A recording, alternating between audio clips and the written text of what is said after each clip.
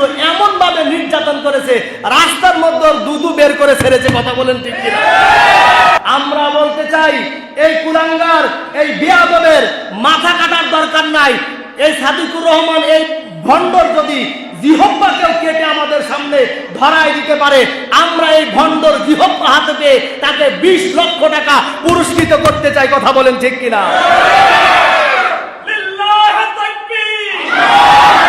খ্যাতিমান Islamic scholar Mizanur Rahman আজহারীর মাথা এনে দিতে পারবে, তাদের জন্য তিনি 10 লক্ষ টাকা পুরস্কারের ঘোষণা দিয়েছেন।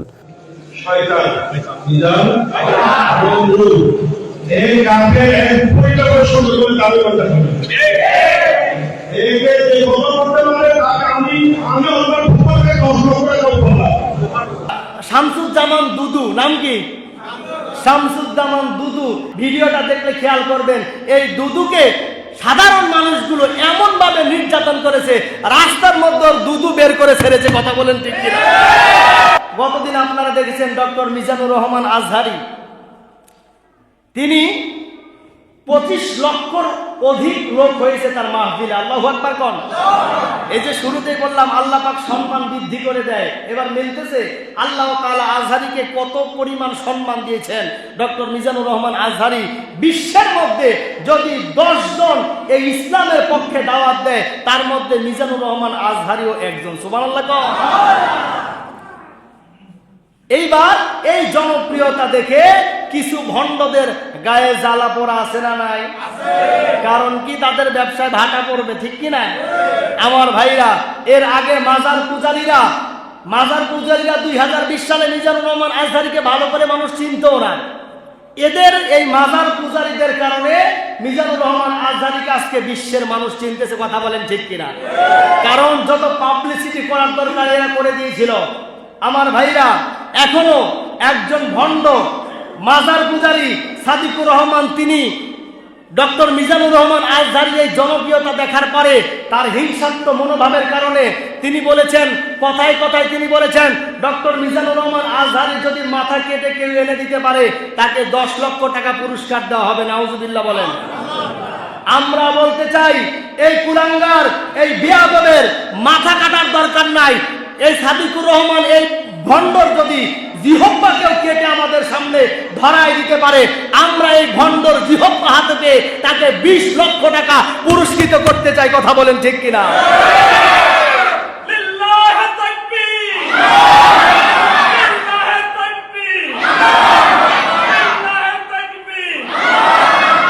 আমার ভাইরা, তাহলে ভণ্ডামো করার জায়গা বাংলাদেশে হবে? কথা বলেন না কেন হবে না? কারণ আল্লাহ পাক রব্বুল আলামিন পরের আয়াতে বলেছেন, অকুল জাআল হাক্কু ওয়া যাহাকাল বাতিল, যখন সত্য এসেছে তখন মিথ্যা দুরবিত হবে। কথা বলেন ঠিক কিনা? মেজর ডালিম পুরো বাংলাদেশের ইতিহাস পাল্টিয়ে দিয়েছেন। কথা বলেন ঠিক কিনা?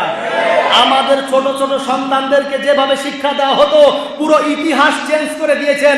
কারণ সত্য এখন এসেছে, বাতিল পালাতে বাধ্য হবে। কথা বলেন ঠিক কিনা? আমার ভাইরা, এখন আরেকজন বিএনপির একজন নেতা, নাম কি জানো? শামসুজ্জামান দুদু। নাম কি? শামসুজ্জামান দুদু। দেখেন, এদের ব্যবসায় ভাটা করতেছে। এরা চিন্তা করতেছে, মিজানুর রহমান আজহারী তিনি বলেছেন, একদল খেয়ে চলে গেছে, আরেক দল খাওয়ার জন্য অপেক্ষা করতেছে। ঠিক কিনা বলেন? আচ্ছা বলেন তো, বাংলাদেশে শুধুমাত্র কি জামাত ইসলাম আর বিএনপি এই দুটো দলই আছে না আরো দল আছে? বলেন বলেন।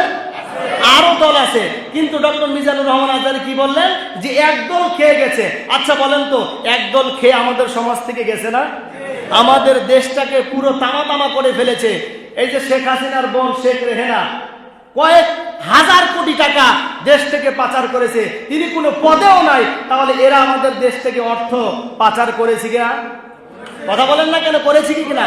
তাহলে প্রথম নাম্বার কথা বলেছেন, কিছু লোক খেয়ে গেছে, এর মধ্যে কোনো সন্দেহ আছে? বলেন বলেন, আছে? আর কিছু লোক খাওয়ার জন্য পায়তারা করতেছে। আচ্ছা, বিএনপির নেতারা আপনারা খেপলেন কেন? কারণ আপনাদের তো ঊর্ধ্বতম কর্মকর্তা নেতা একজন আছে, রুমিন ফারহানা, চিনেন আপনারা? হ্যাঁ, ওনার টক শো দেখবেন উনি বারবার বলতেছেন সকালবেলা মোবাইল খুললেই অমুক জায়গা থেকে টেলিফোন আসে, আপনার দলের নেতারা চাঁদাবাজি করতেছে, অমুক জায়গা থেকে টেলিফোন আসে, আপনার দলের নেতারা জমি দখল করতেছে, মামলা হামলা দিয়ে আমাদের উপর আক্রমণ করতেছে। তোমাদের ঊর্ধ্বতন নেতাই যদি তোমাদের বিরুদ্ধে কথা বলে, ওয়াল্লাহি সাধারণ মানুষ তোমাদেরকে ছাড় দিবে না। কথা বলেন ঠিক কিনা? ডক্টর মিজানুর রহমান আজহারী সর্বোচ্চ এতটুকু দল খেয়ে গেছে, আরেক দল খাওয়ার জন্য পায়তারা করতেছে। আমার ভাইরা, এটা তোমার গায়ে কেন লাগলো? বলেন বলেন বলেন। এখানে তো জামাত ইসলাম দল মানে কিন্তু জামাত, দল মানে কি? এই যে আমরা নামাজে আসছি সবাই দল বেঁধে আসছি না একা একা আসছি?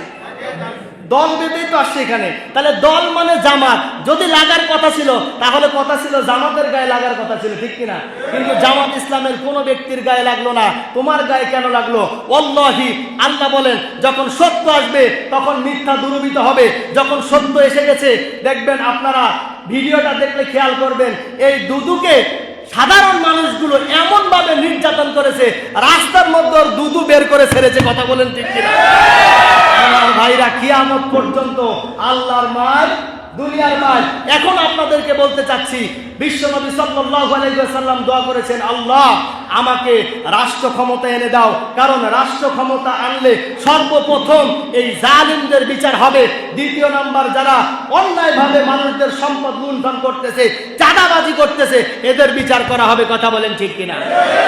আমার ভাইরা, এই দোয়ার সঙ্গে মিল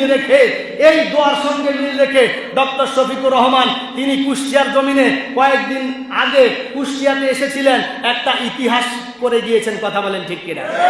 আজও পর্যন্ত কুষ্টিয়ার জমিনে এত বড় কনফারেন্স কোনো রাজনৈতিক নেতা করতে পারে না।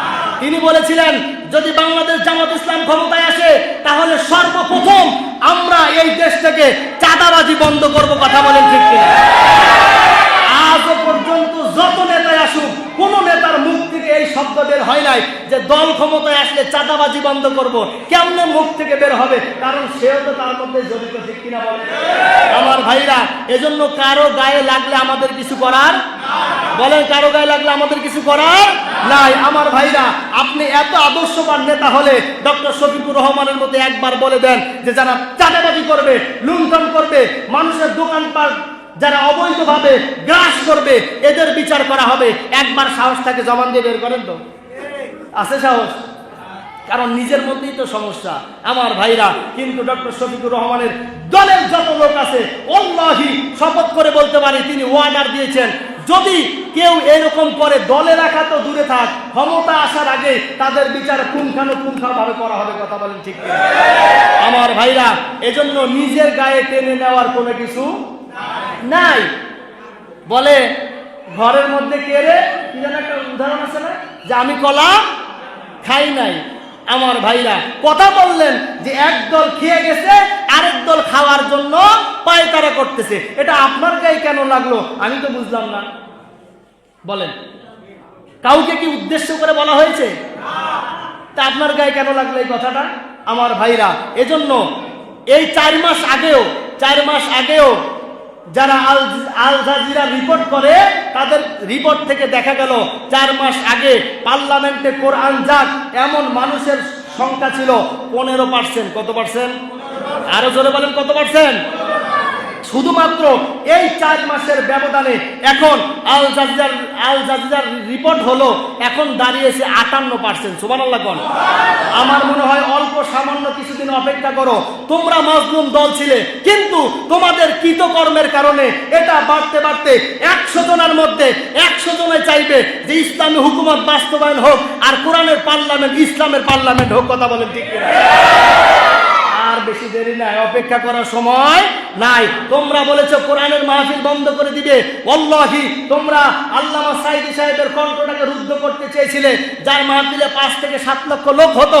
কিন্তু আল্লাহ পাক এখন ডক্টর মিজানুর রহমান আজহারীকে এমন জায়গায় তুলেছে, বাংলাদেশে কেন আস্তে আস্তে এমন পরিবেশ হয়ে যাচ্ছে, এমন কোনো মাঠ থাকবে না যেই মাঠে আজহারীর জায়গা দেওয়া যাবে। কথা বলেন ঠিক কিনা? ভণ্ডপীরদের গায়ে জ্বালা উঠে গেছে।